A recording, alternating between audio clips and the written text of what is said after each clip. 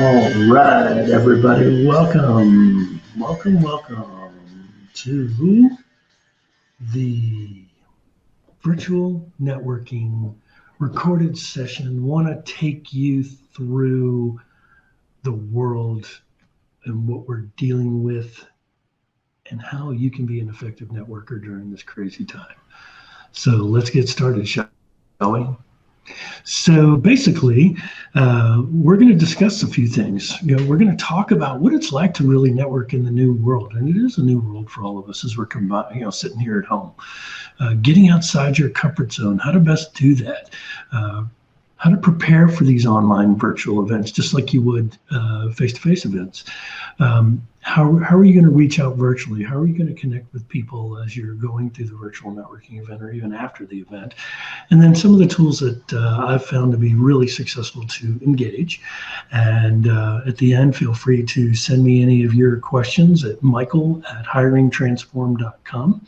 My contact information will be presented at the end of the information here. So let's get started. So what does networking in the new world really look like? You have to make the effort at least once a day to get out there, whether you're working or not. And especially when you are working, we tend to forget about networking because we're in our secure place. The only time we really kind of go crazy and get out there and network like Matt is either A, if you're running your own business, or B, if you're looking for a job, which, with numbers out today at over 3.2 million people now claiming unemployment. We are looking at the worst of times since the Depression, but we're not going to focus on that. But networking is key. Tap into your superpower. We all have that superpower that we can reach into and show the world through different virtual meetings and through communications via text, phone, call, on Zoom calls or on LinkedIn or Facebook or Instagram, whatever that superpower is, tap into it and show the world you have it. Because when this thing does turn around, and it will turn around quickly, you want to stand out above the rest that really didn't take the time to get out there and network as hard and tap into their superpowers. Be proactive, not protective. Be proactive in networking. There are so many times that whether it's once a week, twice a week, 3 times a week, however much you feel comfortable doing it, you want to be out there talking and connecting with the people that you know or don't know, and people that you want to be connected to, right? Think long term. This is going to go on for a while. Again, not trying to focus on the negative, but just being realistic that, long time means we are probably, I'd say, another 2 to 3 months of this. Hopefully, it's what it is. That's kind of best case. It's not going to be Easter like somebody else says. Embrace the sense of community, the virtual community. It's so cool. I did a couple of events. Participated in a couple of events last week. They went extremely well, had a lot of fun, saw people I haven't seen in a while. It was great to connect with them. Be the glue that brings people together. So you see posts that are negative and worried and all that, be positive. Do the things that make the most sense and let people gravitate towards you, because you're going to hold them together as a virtual networker. And it's super important. And they'll be there for you when you're going through down times, because we're all going to go through a period of up and down emotional times here. It's guaranteed, right? Join an online forum. We'll talk about some of the different forums that are out there and how to do the research to get the information you need. And finally, reconnect with those people you haven't reconnected with in a while. Again, when we're in a job and we're in a secure place, our network is generally our coworkers. But again, just take the time to reconnect with people you haven't talked with in a while. Just send them an email. Say, hey, just checking on you, making sure you're safe and healthy and everybody's doing all right. They'll respond to you. And if they don't, then maybe they don't need to be in your network and you move on. And practice patience. A lot of folks that are still working are very, very busy because they're having to do more with a lot less.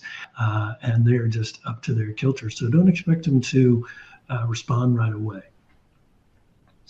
So what prevents us from networking? And the common ones are generally fear, a lack of confidence in being able to put yourself out there, time. We got plenty of time now, folks. You can't use that as an excuse. Focus.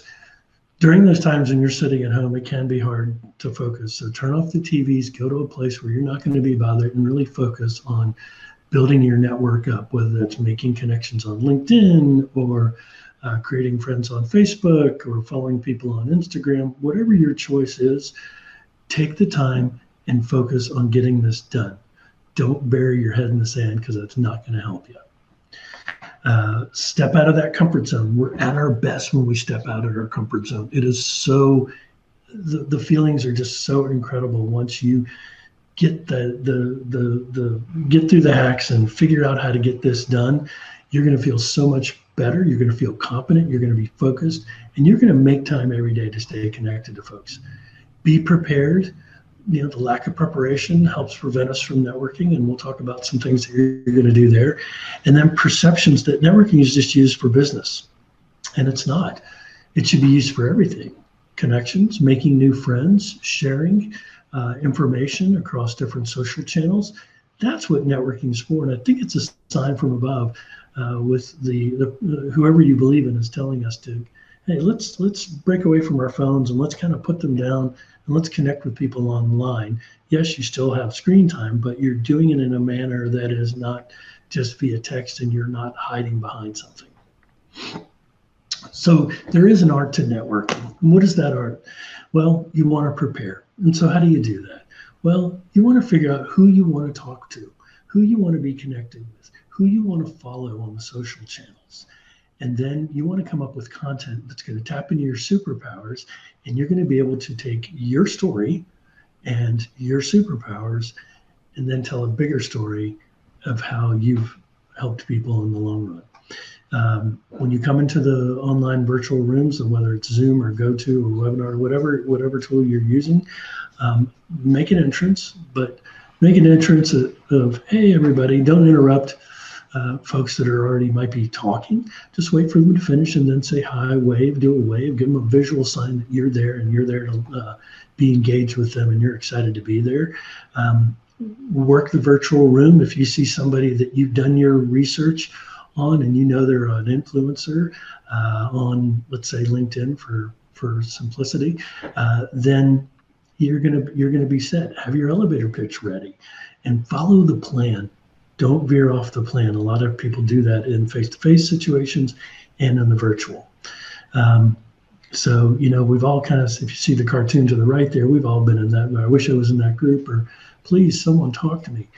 If you see someone there and they've been really super quiet, just pop up and introduce yourself in the chat. Go, hey, how are you? Or to call them out live to get their attention back.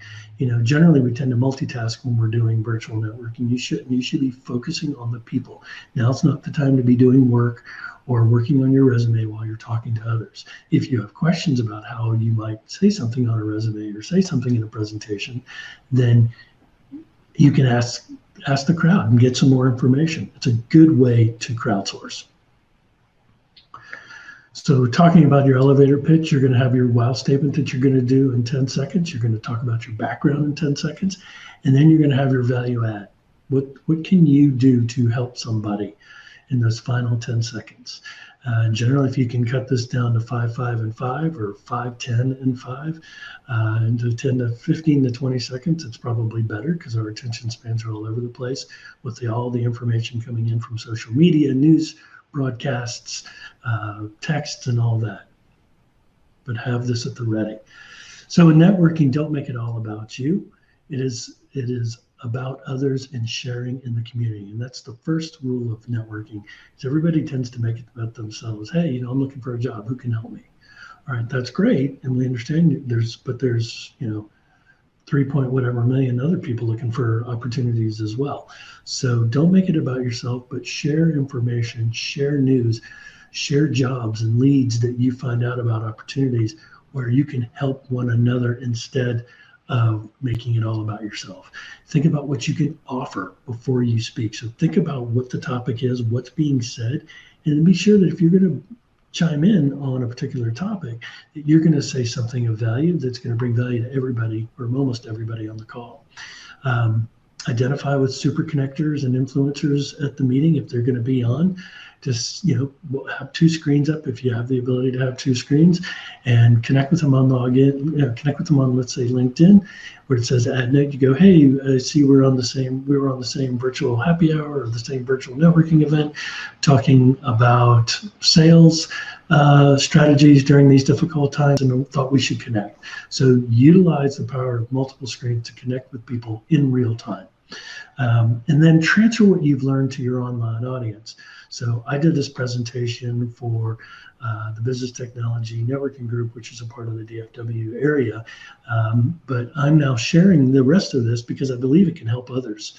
And so that's why I'm sharing this information. The focus is to help as many people as you can and to share the information and to tap into your superpowers and share what's in here with the public.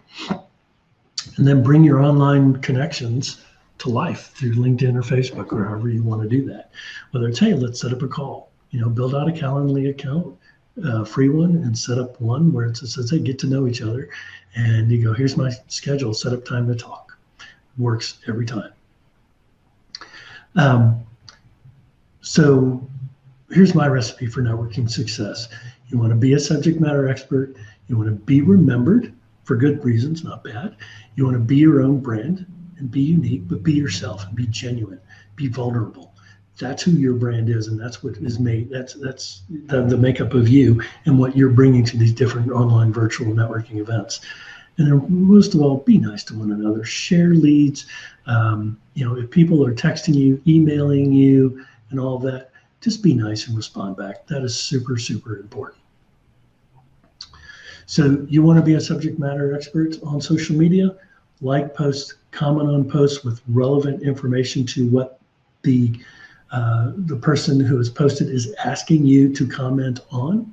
So if someone says, hey, what things are you doing differently in your job search with the new way we have to go about preparing for video interviews, let's say. Answer the question directly. Share a personal experience in the comments. Be sure to tag them. That's the shift to enter their name, and you'll see their name pop up. You click on it, but make sure you're tagging people back. That's so important. Produce videos around your area of expertise, which I know a lot of people are not so feeling great about to do, but just put yourself out there. Remember, we talked about getting out of your comfort zone. This is a perfect time to do that, right? So write articles and share those and post on your LinkedIn profile. You can write articles for LinkedIn, and if they pick up on it and they really like what you're saying, it's going to help increase your connection count as well as your ability to be an influencer on that platform. So it's super important. When you're doing things, I use the acronym DARE to share, right? So dive right in. Don't wait for somebody else to get started. You be the thought leader and you be the person that starts everything.